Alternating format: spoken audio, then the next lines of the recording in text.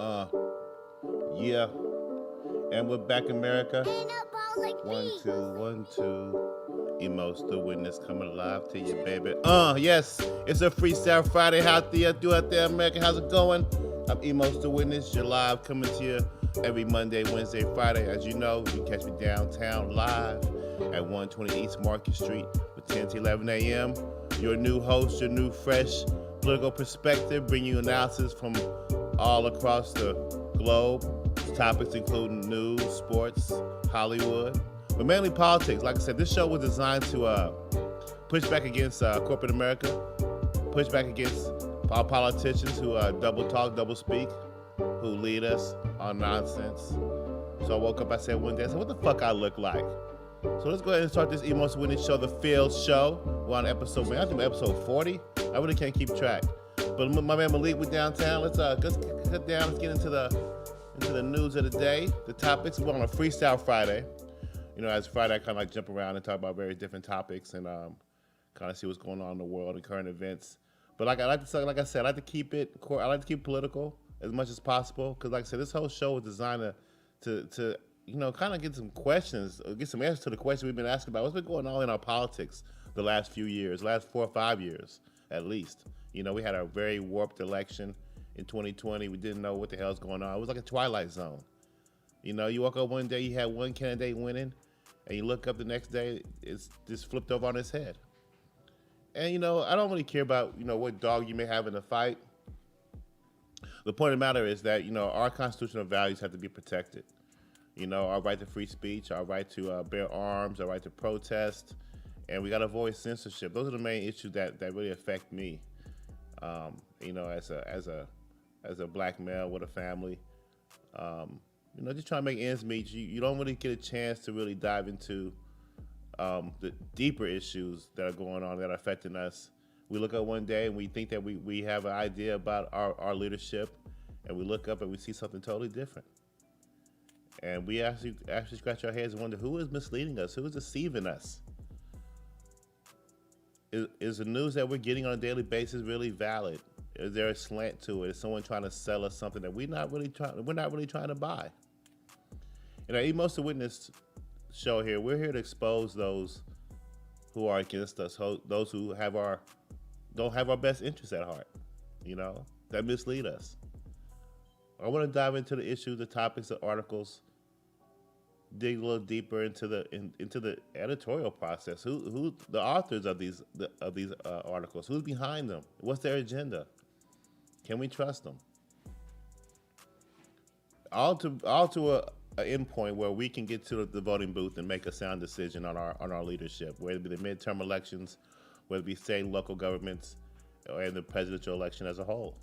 You know, I for one myself is someone who is you know, I'm dismayed and I'm disappointed in our electoral process from last year and the last few years. I feel like there's a lot of manipulation involved by strong groups. There's, you know, we witnessed laws being changed leading up into the election. And I'll get into that. I actually have a couple articles where, actually an article I want to share with you guys today that actually points to that fact. We still have judges reviewing. We have laws being adjusted and changed to focus on, you know, making sure this doesn't happen again, making sure we don't have this doubt when it comes to our voter integrity. We have to fix those things.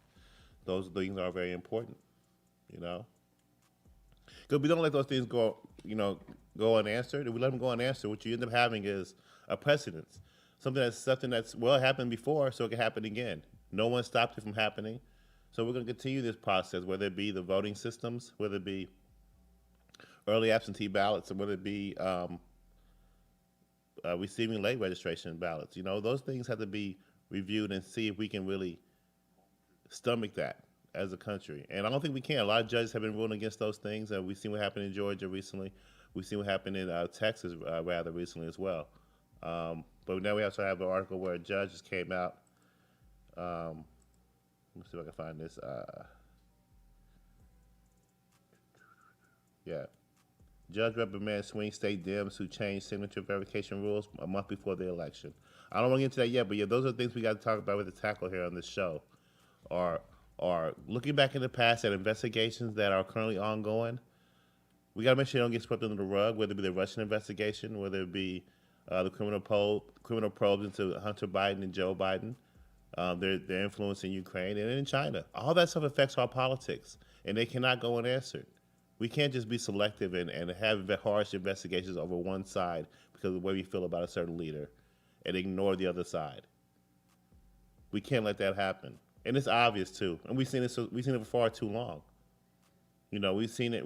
You've seen what the fuck I look like in full display. When you get home and you know deep down when you see a headline or when you hear a reporter report, you hear the slant, and then you see this criminal activity or this allegation or this appearance of fraud on another side of the aisle, and it barely sees the light of day. Now, wherever you fall on the side of the aisle, whether you're Democrat or Republican, you're human first. You're American citizen first. You're a family man first. You got to be honest with yourself and say, okay, well, what the fuck I look like? Why aren't you guys addressing this issue right here? Should I ignore this and keep on just going on my way? No, that's how power corrupts. You can't. You can't. So we're gonna be digging into a lot of things over time, and we're gonna see a lot of updates going on regarding the Biden administration and what they're up to. But I want to get into I want to talk about the jobs report today. I want to talk about there's been a bad start to China and Russia. I mean, China and United States talks. We actually had opening talks today with China in Alaska, and they're not going very well. And part of it is a continuation of Trump's peace through strength, and also holding China accountable to the trade war, which I respect. But you just kind of wonder about the leadership and if they're capable of handling the progress we've started with the previous administration, and if they even have our best intentions, And that's why a big part of me wants gridlock in politics for the next 4 years, because I cannot stomach, or not really stomach, I just really worry about the direction this current administration will take us, But, I hate to bring a lot of gloom and doom, to today, because it's Friday, it's nice outside. We got the start of the NCAA tournament coming up this weekend here in Indianapolis. A lot to look forward to. COVID, we're opening up.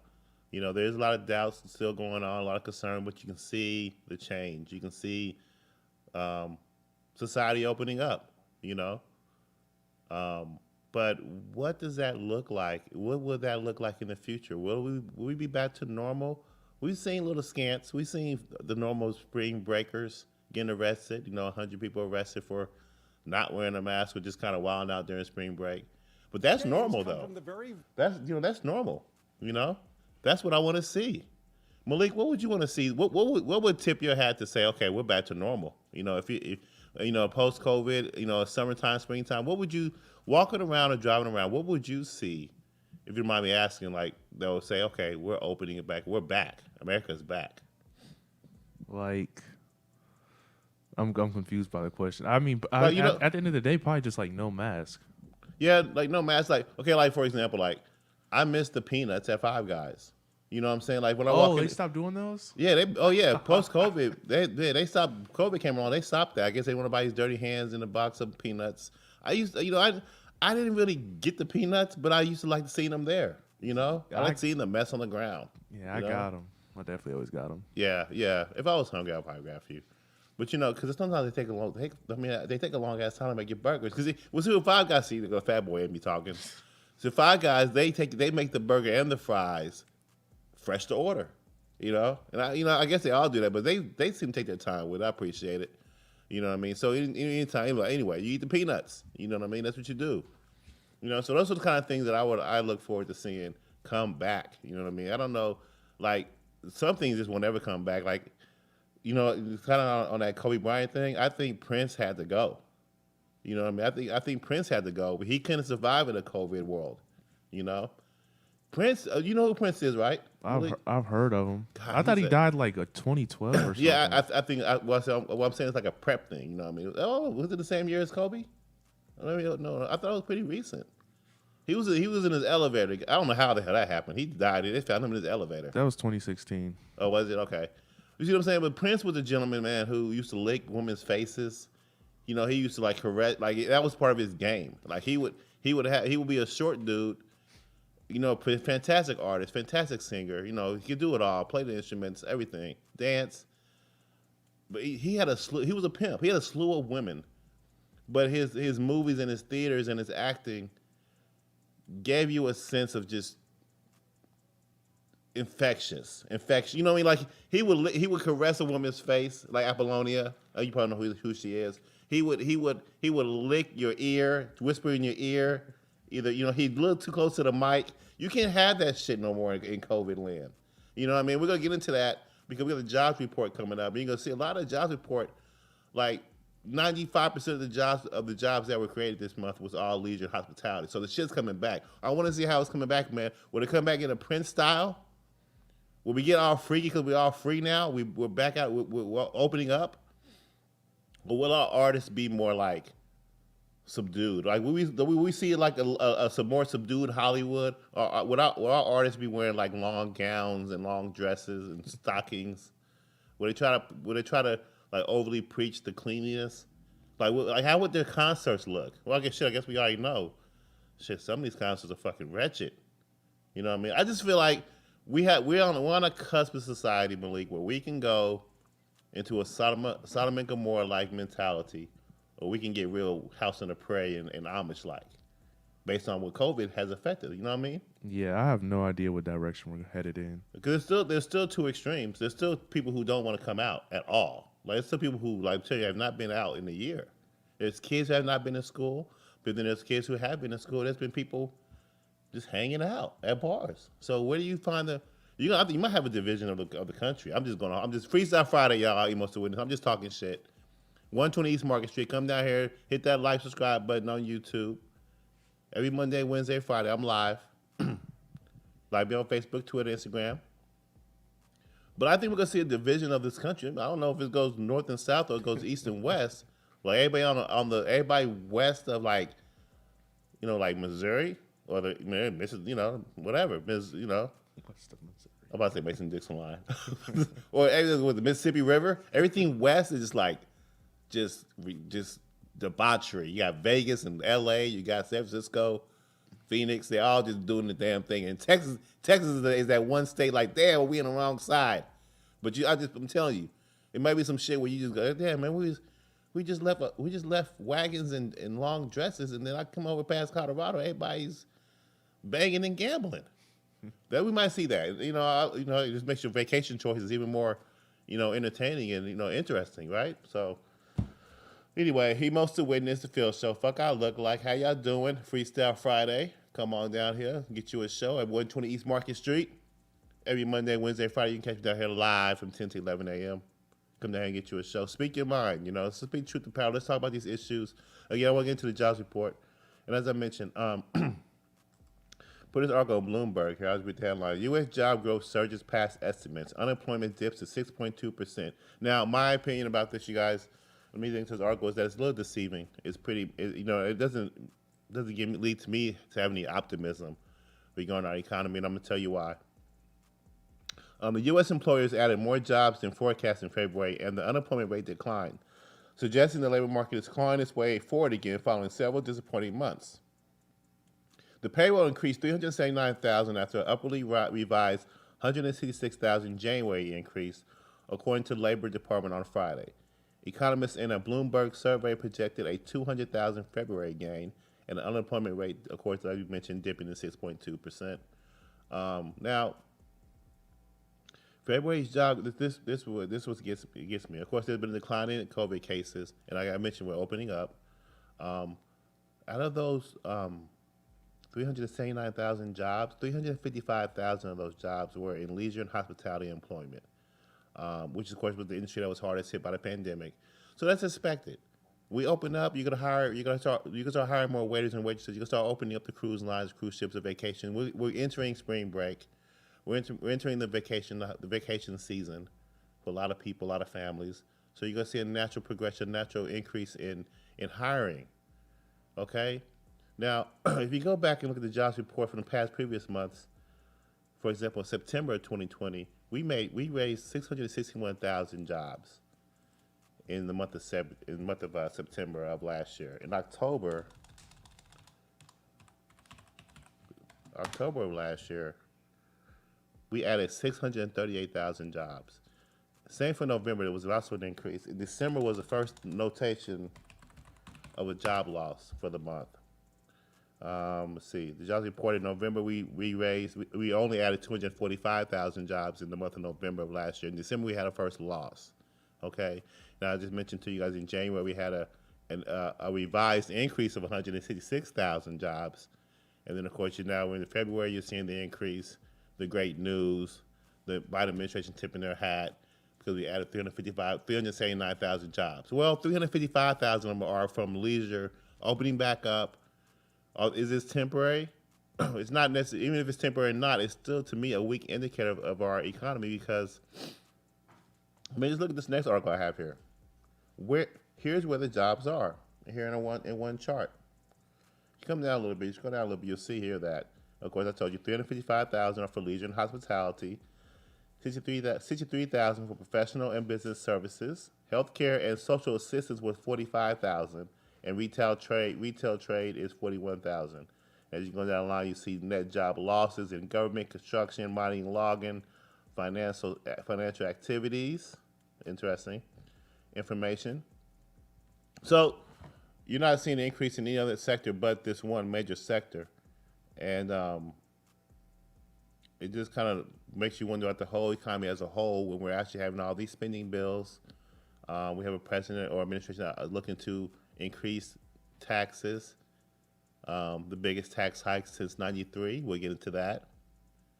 You couple that with the infrastructure deal, apparently on the way, and even the talk of a fourth stimulus is also on the way. You couple that all together with a weak, in my opinion, a weak job report, a misleading job report, right? I just showed you why. You add that together, you think about inflation. How well is our economy really doing? In the whole scheme of things. And I argue that we're in a little bit of trouble heading down the line. Here's this next article I want to prove my point is the price of food and gas is creeping higher and will stay that way for a while.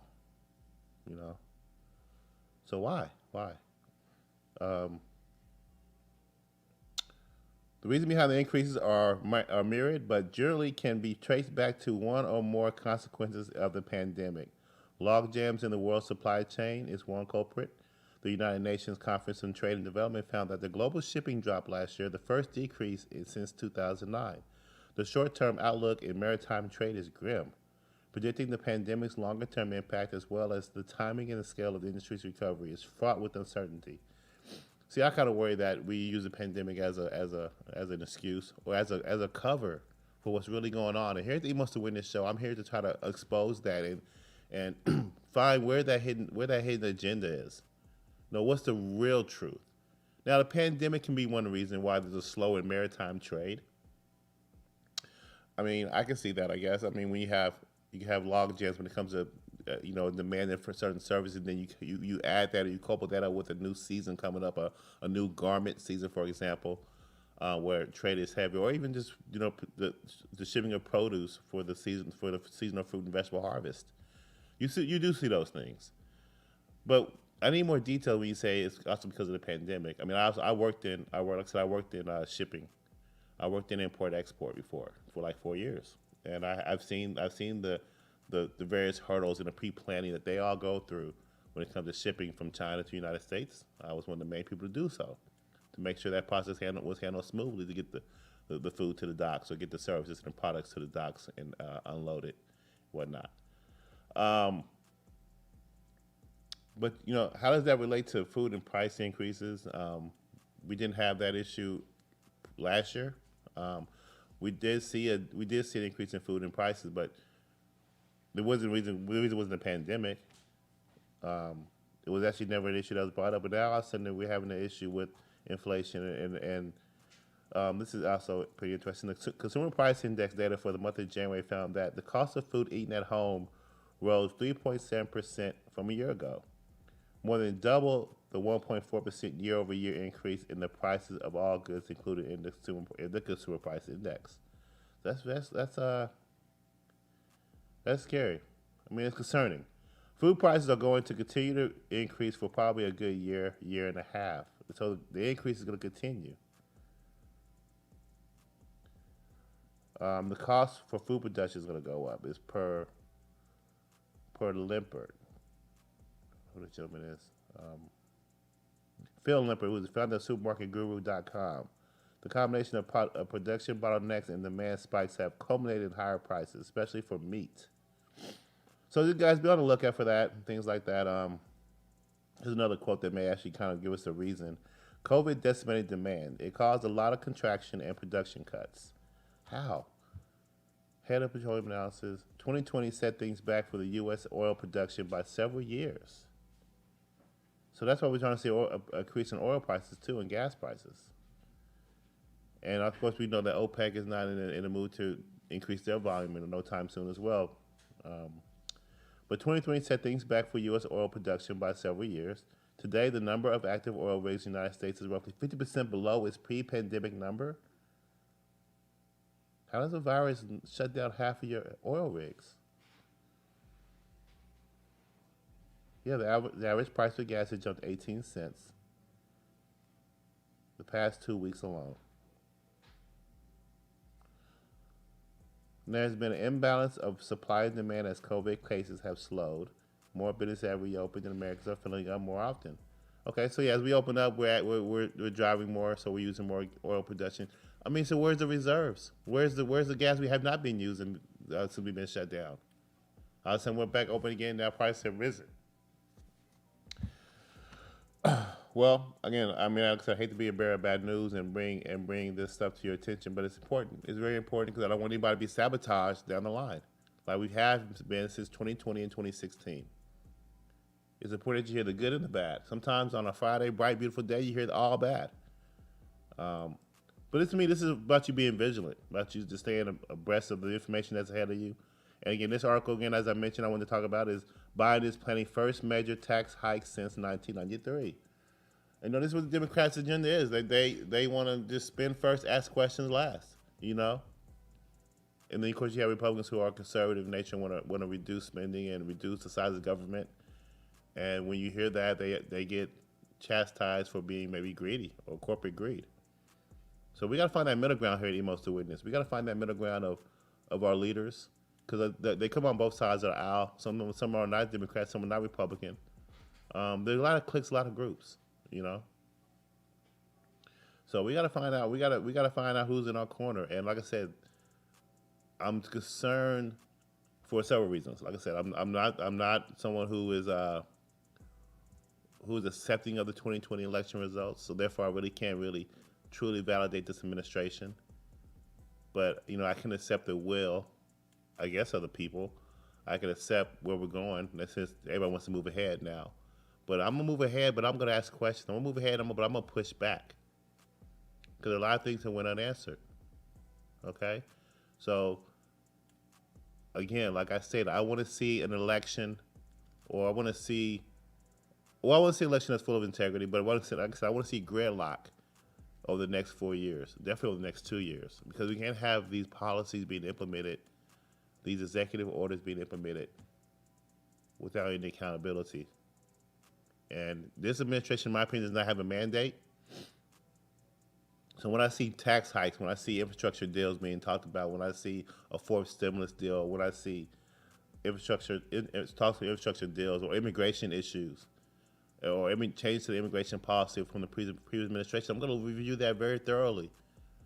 And I'm going to see what's authentic. I'm going to see what's for the betterment of our people. And I'm going to see if it's a administration grandstanding or just kind of acting like they want to do the part, or even trying to steal the previous administration's idea and take credit for it, all for the sake of consuming power. I don't want to see administration passing policies just to stroke my ego, just to get my vote. And they're doing that right now. It's a big consolidation of power right now. You look at the immigration issue, which I will get into. It's a mess down there right now. It's a mess down there. It's a lot of overcrowding. We'll get into all that. But like I said, Biden is planning his first major tax hike since 1993. Now, this is after passing the $1.9 trillion plan. This is after that. Okay, this is in addition. This is what's going to lead to a lot of our corporate, and what has led to in the past a lot of our corporate businesses leaving the country, sending their production down to Canada and Mexico and overseas. They don't want to pay the corporate tax rate. So let's read this article. It says here, sources reportedly told Bloomberg that provisions currently under consideration include raising the corporate tax rate from 28% from 21%, paring back tax purposes for so-called pass-through businesses such as LLCs and partnerships, increasing the income tax rate on individuals earning more than $400,000, expanding the estate tax, and a higher capital gains tax rate for individuals earning at least $1 million. Now, it said it would raise $2.1 trillion over 10 years. This tax plan. Again, I mean, how does it affect? How does it affect things? You increase that tax rate to 28%, you will see companies leaving. Prime example here. Here is a tweet from Breaking 911 News. Just in, the United Auto Workers Union have informed workers that Ford plans to move a major project worth $900 million from Ohio to its plant in Mexico. Okay, those are things that are happening right now under our nose that may not be talked about that much. That's important. You hear about a jobs growth for the month of February, but it's deceived by the fact that 355 of that 379,000 are from leisure hospitality. Finally, Democratic states, for example, opening up, quit stopping the suffering of their people by opening up and open up these bars and these restaurants so they can start rehiring and boosting the economy. Is that seasonal? How long will that last? We see 600,000 jobs raised in September, consistency all the way down the line. During a pandemic, now we're opening up, and 95% of the jobs are hospitality and leisure to start off, and that will be the case in showing in the next few months. But what's going on after that? What about manufacturing? What about production? What about other sectors, key sectors that we need to have growth in to show that we have a strong GDP, we have a strong economy in comparison to the rest of the world? This number is not a good indicator. It's deceiving.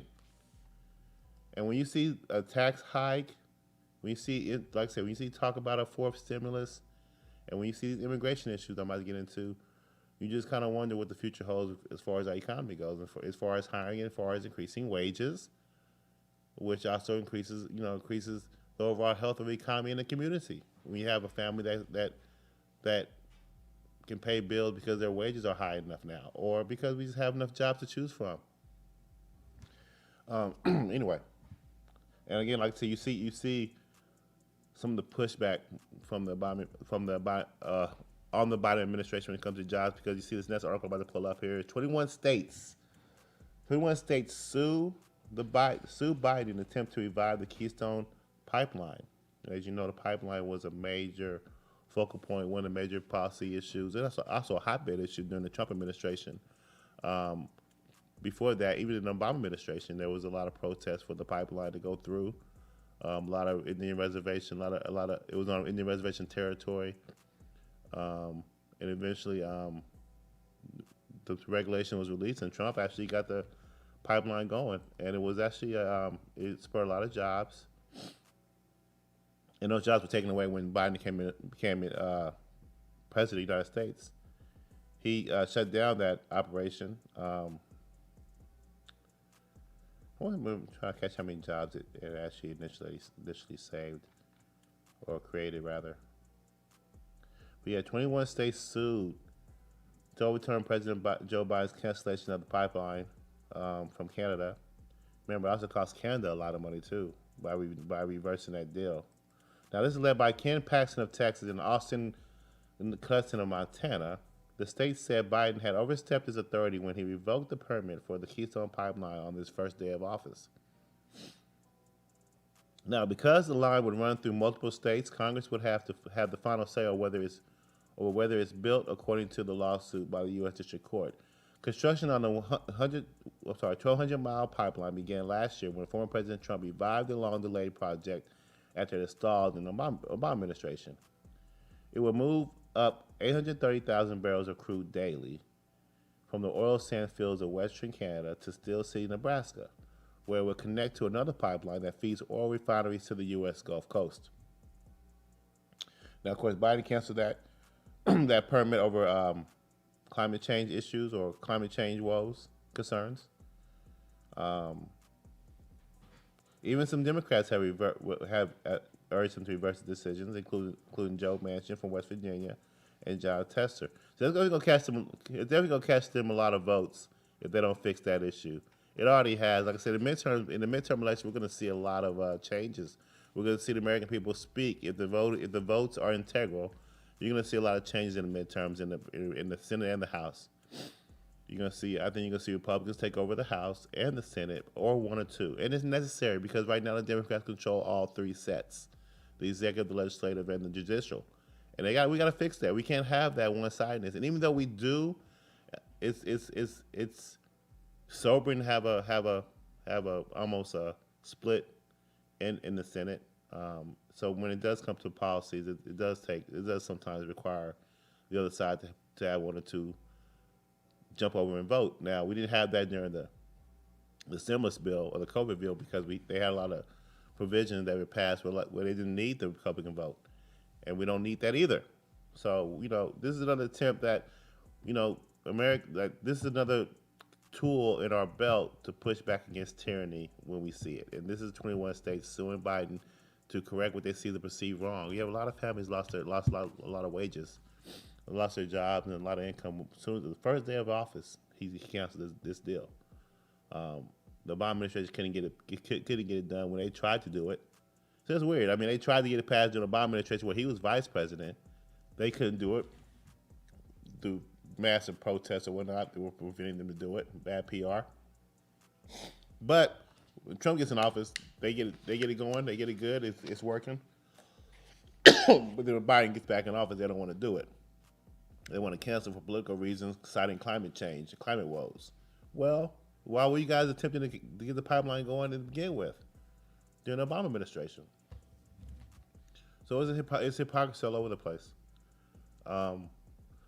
But there's bigger issues that are on the horizon for the Biden administration. Is China, and that's what I was alluding to in the very beginning of the show. Is that this is a bad news Friday, I guess, because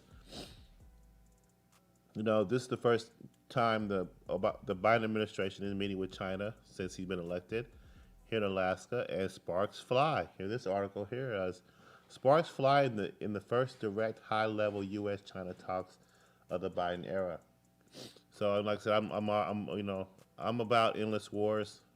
I'm about stopping endless wars, bringing our troops home, bringing peace through strength throughout the world. Not necessarily being the world policeman, but being there for conflict and big issues and helping sort things out, but not really trying to take over countries, regime change and whatnot. But I mean, this is gonna. I guess this whole world is the big monopoly board, and that's what we do. You know what I mean? So I mean, sometimes we gotta kind of face the fact that we're playing Monopoly.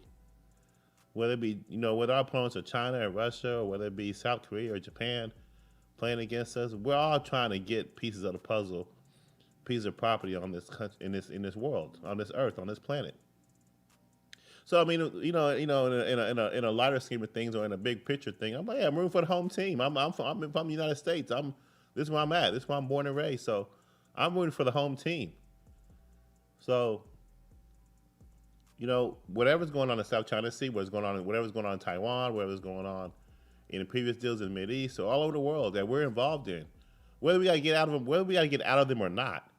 In the meantime, while we're in them, I'm rooting for the home team. So of course the new administration is involved, and as you know, the Trump administration was knee deep in a trade war with China. So I already designated China the trade war COVID champs, 2020. They did a hell of a good job, man, fighting this battle. From a PR perspective, hell, they launched the virus, and we still getting flack for it. I don't know who's been handling it better as far as the health of their people, but right now it seems like I know that China is more open than we are as far as living their lives and back to normal again. But it's good to see per this article though that the Biden administration appears to be keeping the same line as the Trump administration when it comes to China, when it comes to our policies. And again, I am someone who is not attacking the people of China. I am attacking the leadership. But that goes for every country. When there's corrupt leadership, we need to expose them. We need to expose and make sure they get out of office, and make sure the policies are in line with what the people's will is. So this is never going to be an attack on on the U.S. citizens or anybody like from that nature. I'm always attacking those who push the buttons of power and who make the decisions and who start shit, whether it be Hollywood, whether it be corporate America, anybody's bad ideas that affect the people as a whole. We got to make sure we review it and review it properly. You know what we're getting into. The influence is there, negative or positively influence is there. We got to make sure we check it. But again, the United States and China are starting their meetings now. The top high level diplomats in Alaska today, and hey man, they were talking shit to each other. Secretary of State Anthony Blinken and National Security Advisor Jake Sullivan hosted their counterparts, which is top diplomatic Yang Jiechi and former Minister Wang Yi in Anchorage. First face-to-face government talks between the world's two biggest economies. Okay, they said within minutes they started getting into it. Here's Blinken. Like I said, he's the National Security Advisor. I'm sorry, he's the Secretary of State. The United States' relationship with China will be competitive where it should be, collaborative where it can be, and adversarial where it must be. He adds that Washington has harbored deep concerns with actions by China, including the Xinjiang, Hong Kong, Taiwan cyber attacks on the United States and economic coercion towards our allies.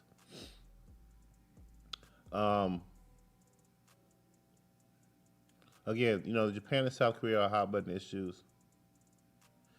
I guess he added that Japan and South Korea are also very interested in how these talks end up in Alaska. And now, let's say that all these are underlying words or phrases that let you know how we're trying to assert our power. So when Anthony Blinken states that Japan and South Korea, which he said were both very interested in the outcome of our talks, he also stressed the United States' commitment to strengthening the rules-based international order. So it's like we're saying, hey man, don't forget we got people that got our backs that'll fuck you up in the region. Okay. Now this is, I'm trying to paraphrase some of the shit talking in this article because some of it, a lot of it is very like just kind of like PR and the status quo, and you got to read between what they're really saying. So I'm gonna try to interpret a little bit how this conversation went. So basically, when he's saying that he stressed the United States' commitment to strengthening the rules-based international order, he basically saying we're gonna get tight. We're gonna add more soldiers, more equipment, whether it be from a diplomatic standpoint to a militaristic standpoint. We're gonna increase our strength to make sure that the international order continues, no matter what the hell you're trying to do. China, check that. Okay, so China came back. Well, let me do this last quote. The alternative to rules-based order is a world in which might makes right and winners takes all. And that would be a far more violent and unstable world for all of us. Woo, that's saying we're willing to go there. We're willing to go there if you want to, we can go there. We can make this a winners take all thing, or we can say, hey, might makes right. We can pay big bank takes little bank, is what Anthony Blinken is saying to China right now, this morning. So, Yang Jiechi fired back with his opening remarks. Okay, as I mentioned that, I'll go back up to the top. That Yang Jiechi is the top diplomat, because he's the equivalent of their Secretary of State, and he's there with Foreign Minister Wang Yi. So he came back, and I guess he took a much longer than agreed upon 2 minutes to do his remarks. It said, with Xinjiang, Tibet, and Taiwan, they are all inalienable parts of China's territory. China is firmly opposed to U.S. interference in China's internal affairs. So he's saying, back again, like we always said, back the fuck up, stay out of our business, mind your business. These are internal issues that you guys keep peeking your nose in. That's what they tell us. Now, they said for several minutes, Yang highlighted a series of proclaimed achievements by Beijing, including gaining the Chinese people's support for Chinese-style democracy. So he basically was saying, we've been showing you guys what it's like, or what it's like to be a true diplomatic country, and our people have shown us that. So he noted several highly level achievements by the Chinese government to show their prominence in the world stage. There's no doubt that China has arrived. Do we welcome them with open arms? Do we partner with them, or do we are we strategic partners, or are we just competitors? Are we enemies? It all remains to be seen. And you got to recall, with Nixon opening up China, with us, our nose in the air, loving China over the decades, sharing our intellectual property, our intelligence, it came back to bite us. Our schools, our universities, it's coming back to bite us. You know, we thought that they would open up more to us, and they didn't. And now they're looking to take over the whole world. It appears, according to our news and our analysis and our how it's explained, how we witness it, right? So I'm like I said, this is what we're witnessing. We're reading these quotes, these headlines, and we're coming to these conclusions. Prove me wrong. This is what the fuck I look like.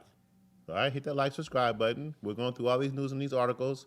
We're gonna find out what's true, what's fake, who's in our corner, who's not. Okay, you catch me downtown live, 120 East Market Street, every Monday, Wednesday, Friday, from 10 to 11 a.m. We're gonna break down these articles, break down these news, these headlines, and come to a sound decision so we can pick the best leaders in our future elections, state, local, and nationally. So, again, as I continue, China and the United States have hit some bad spots, and again we got some these opening talks have shown us, we're gonna have a rough patch with China for years to come. According to of course, I'm sorry. The Chinese diplomat continues by saying, according to opinion polls, the leaders of China have to have the wide support of the Chinese people, he said, boasting that the Chinese Communist Party had also managed to end absolute poverty for all the people in China. So they mentioned that they've also ended poverty. So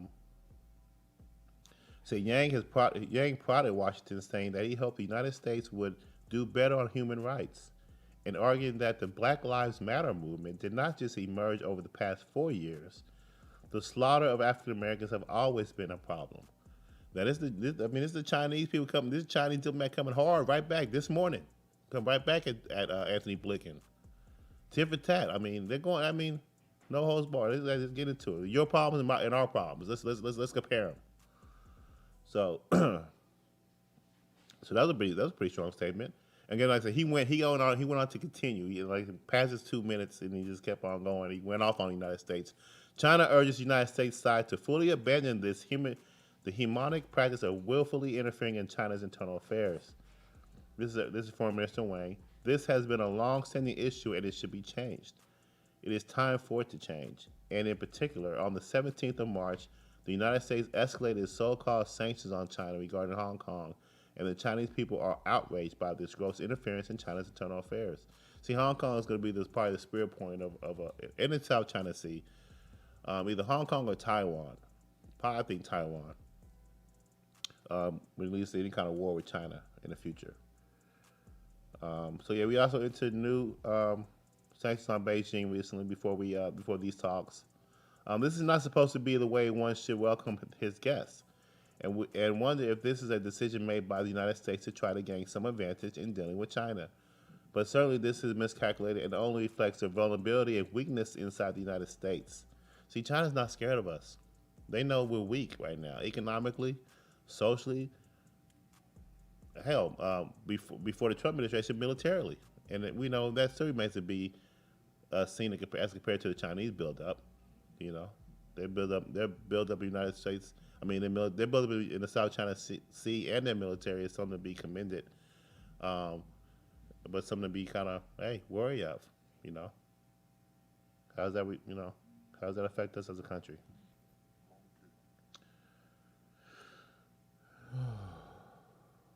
Yeah, so this article continues to kind of go back and forth with Chinese are disputed, and the United States disputes, even including the time of how long you're able to talk in these meetings. So,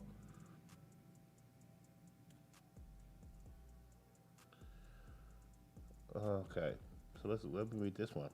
Responding to the first day acrimony on Friday, Chinese Foreign Ministry spokesman Zhao Lincheng told reporters in Beijing that it was United States officials who first failed to respect the timings that had been agreed upon in the relevant remarks. It is the United States that first provoked and stirred conflict, Zhao added, likely alluding to the new sanctions.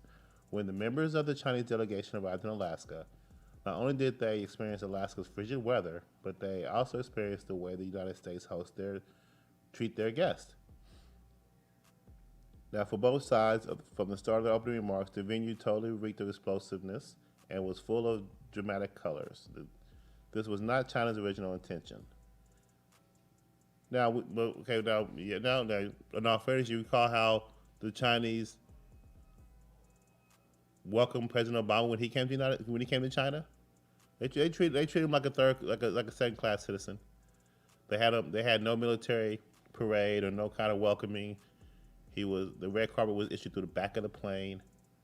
Now, granted, they were going through a lot of issues as well during that time that they both didn't agree upon. But when Trump was president, they didn't do that. There was a higher level of respect.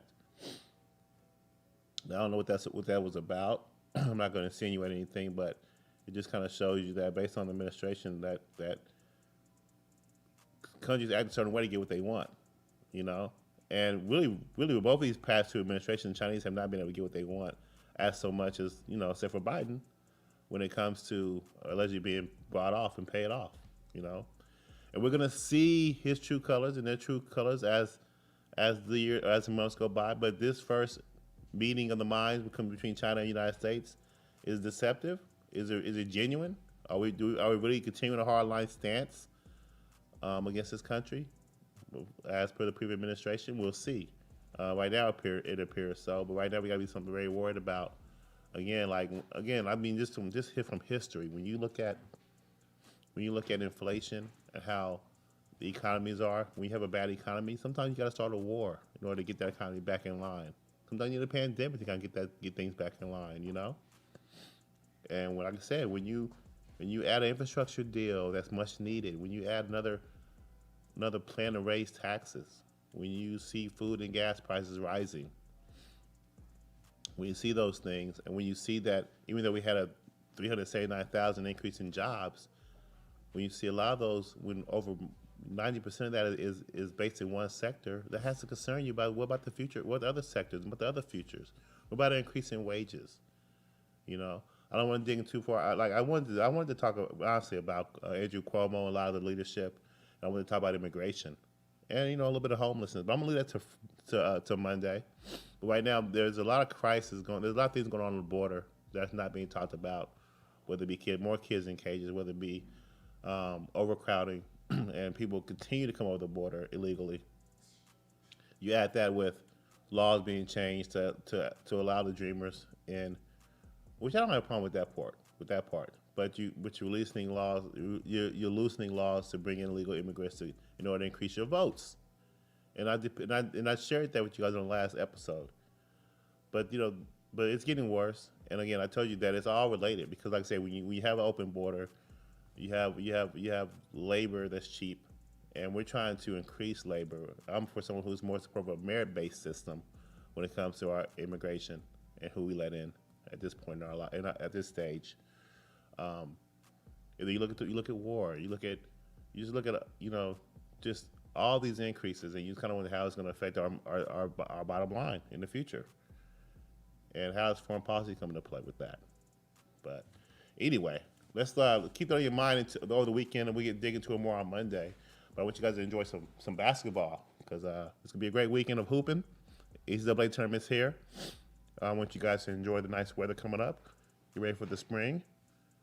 Again, like I said, I'm your host, Emos the Witness, and you catch me live every Monday, Wednesday, Friday from 10 to 11 a.m. downtown 120 East Market Street.